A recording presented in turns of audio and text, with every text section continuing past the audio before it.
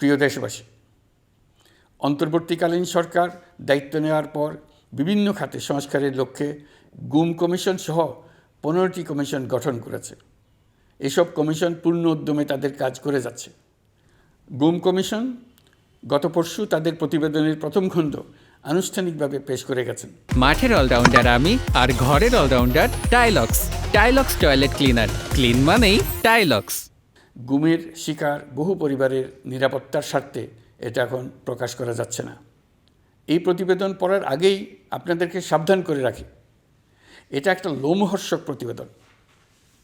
মানুষ মানুষের প্রতি কী পরিমাণ নৃশংস হতে পারে এতে আছে তার বিবরণ। অবিশ্বাস্য বর্ণনা। সরকারের আক্রোশের শিকার হয়ে ঘটনাচক্রে যারা এখনও বেঁচে আছেন তারা আজ পর্যন্ত মুখ খুলতে সাহস করছেন না। তাদের ভয় কিছুতেই কাটছে না। তাদের ভয় হঠাৎ যদি ওই জালেমরা আবার ক্ষমতায় আসে তাহলে তাদের প্রতি এরা নৃশংসতম হবে। গত সরকারের ঘৃণ্যতম অধ্যায়ের ঐতিহাসিক দলিল হিসেবে এই প্রতিবেদন অমর হয়ে থাকবে। আমি আশা করছি কমিশনগুলো এখন থেকে নিয়মিতভাবে তাদের নির্ধারিত সময়ের মধ্যে তাদের প্রতিবেদন ও সুপারিশমালা পেশ করতে থাকবে।